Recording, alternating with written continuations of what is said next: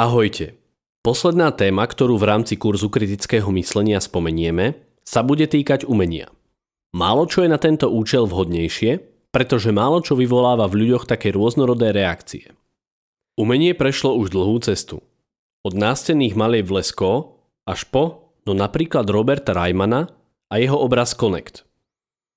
Pri pohľade na podobné diela však mnohí už len mávnu rukou a pochybujú, či sa to vôbec ešte dá nazvať umením. Publikum nemá záujem.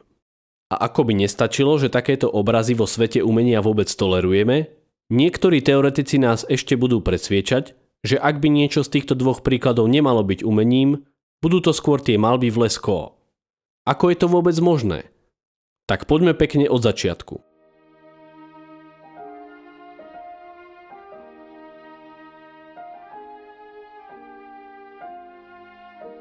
Asi sa všetci zhodneme, že hudba je umenie. Ale čo rocková a metalová hudba? Tiež je to umenie? Napríklad toto.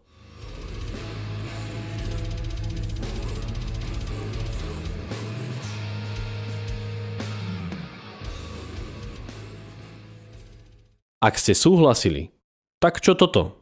Tiež je to umenie?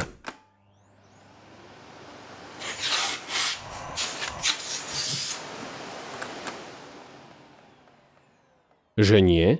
A čo teraz?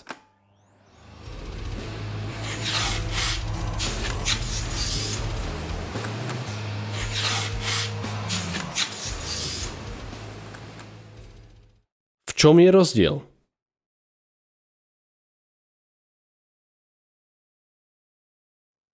Ak sa chceme pohnúť ďalej, musíme vyriešiť základnú otázku, ktorej vlastne čelíme, a vy už určite viete, že tá otázka bude znieť: čo je umenie? Zamýšľali ste sa nad tým niekedy? Predtým, ako pôjdeme ďalej, podielte sa o vaše názory.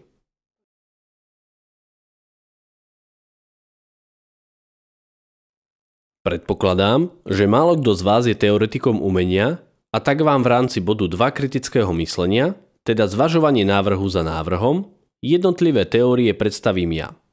Vašou úlohou bude nájsť argumenty pre a proti a na konci zhodnotiť, ktorá teória vás najviac presvedčila. Na pomoc vám vždy prídu aj konkrétne umelecké diela, ktoré danú teóriu podporia alebo spochybnia. Prvá a zároveň najstaršia teória, ktorá sa objavila už v starovekom Grécku, hovorí, že úlohou umenia je verne napodobňovať realitu. Táto teória bola všeobecne akceptovaná až do začiatku 19. storočia. V jej prospech hovorí napríklad obraz Malá žena čítajúca list od Vermeera a spochybňuje ju Claude Monet a jeho obraz Impresia. Nájdete teda argumenty pre a proti tejto teórii. A mimochodom, prečo svoj obraz Monet namaľoval práve takto a nie normálne?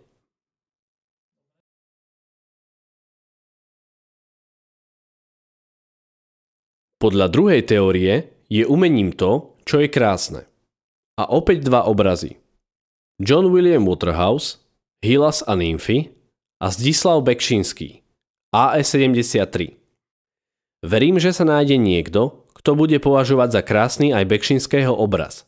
A tak ešte pár doplňujúcich otázok. Je krása súčasťou obrazu? Môže byť objekt krásny, alebo krásu objektu pripisuje ten, kto sa pozerá? Bol by obraz krásny aj vtedy, ak by sa na neho nikto nikdy nepozrel?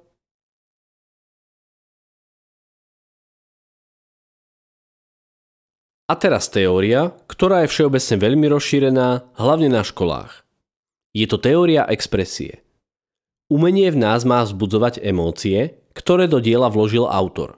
Alebo inak povedané, čo tým chcel autor povedať. Argumenty za možno poznáte. Skúste však porozmýšľať aj o slabých stránkach tejto teórie. Čo by sa dalo namietať? A opäť pomôcky. Caspar David Friedrich, Pútnik nad oceánom hmly a socha Marcela Duchampa s názvom Koleso z bicykla.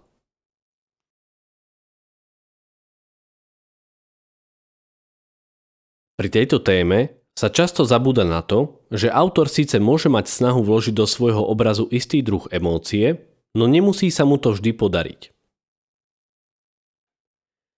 Alebo na druhej strane, môže prezradiť viac, než pôvodne zamýšľal. Zaujímavým príkladom je séria autoportrétov Vincenta van Gogha. Za svoj život ich namaľoval niekoľko desiatok a ak sa na ne poriadne zapozeráte, budú vás sprevádzať jeho vnútorným svetom od jeho začiatkov, kedy žil v meste, cez obdobie, v ktorom sa presťahoval na vidiek, obdobie šialenstva, v ktorom prišiel o ucho, až po záverečnú fázu jeho života. Tento obraz namaľoval len pár dní pred svojou smrťou. Všimnite si, čo všetko o ňom prezrádza. Je vysoko nepravdepodobné, že by plánoval samého seba zobrazovať ako zlomeného muža, no napriek tomu to v jeho obrazoch vidíme.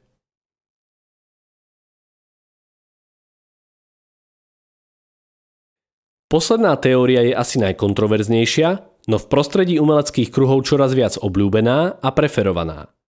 Elegantne totiž rieši všetko, na čo sme doteraz narazili a sama má len jeden problém. Ako si sa nám zdá, že to takto byť jednoducho nemôže. No veď posúďte sami. Podľa inštitucionálnej teórie je umením to, na čom sa umeleckí kritici dohodnú a umiestnia to do galérie. S príchodom 20. storočia sa totiž ukázalo, že všetky doterajšie definície umenia môžeme zahodiť do koša. Už impresionizmus či kubizmus otriasol samotnými základmi teórie umenia, no skutočný smrtiaci úder im zasadil až spomínaný Marcel Duchamp. Ten v roku 1917 prišiel so svojím dielom Fontána. Fyzikálny objekt tohto diela tvorí záchodová mušľa, ktorú Duchamp ani len nevytvoril. Zobral ju z Pánskych záchodov a podpísal ju R. Mutt 1917. A teraz čo? Ak dáme bokom vyhlásenia o tom, že to umenie nie je a pripustíme, že to umením jednoducho je, pretože sa na tom zhodli múdrejšie hlavy ako som ja a vy, musíme vedieť odôvodniť, aký je rozdiel medzi touto záchodovou mušľou a ostatnými, ktoré ostali na toaletách. A tým rozdielom je jedine to, že táto je v galérii. Do problematiky, prečo je Duchampová fontána umením, aj keď nikto netvrdí, že dobrým umením, prinesieme viac svetla v ďalšej lekcii, no skúste teraz aj sami vymyslieť argument pre a proti inštitucionálnej teórii. Oproti sebe teda stojí fontána a freska Posledný súd od Michelangela.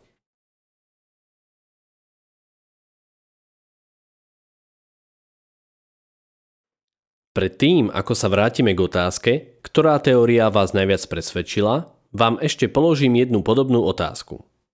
Je toto umenie?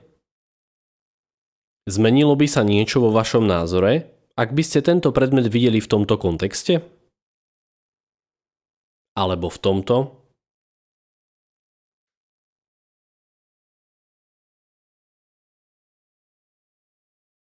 Áno, odpoveď je kontext. Je totiž veľký rozdiel, či sa pozerám na farebnú guľu pri koši alebo v galérii. Ak ju totiž vidím len tak, na ulici, vidím v nej len farebnú guľu, ktorú niekto vyhodil. Ako náhle ju však uvidím v galérii, snažím sa na ňu pozrieť inak. Pochopiť, prečo tu je a prečo by práve toto malo byť považované za umenie.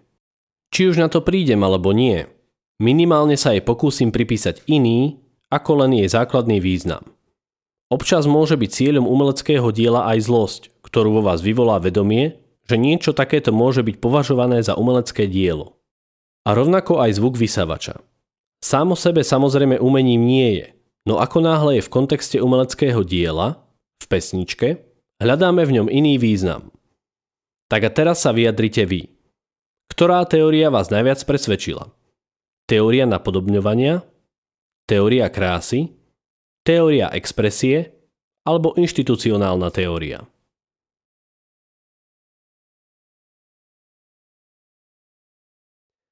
Ak teraz máte pocit, že si už vôbec nie ste istí, ako zadefinovať umenie, vedzte, že tak je to správne. Nech je totiž sformulovaná akákoľvek definícia, umenie samo ju vždy odmietne a spochybní nejakým svojim výtvorom. A treba nám vôbec umenie definovať?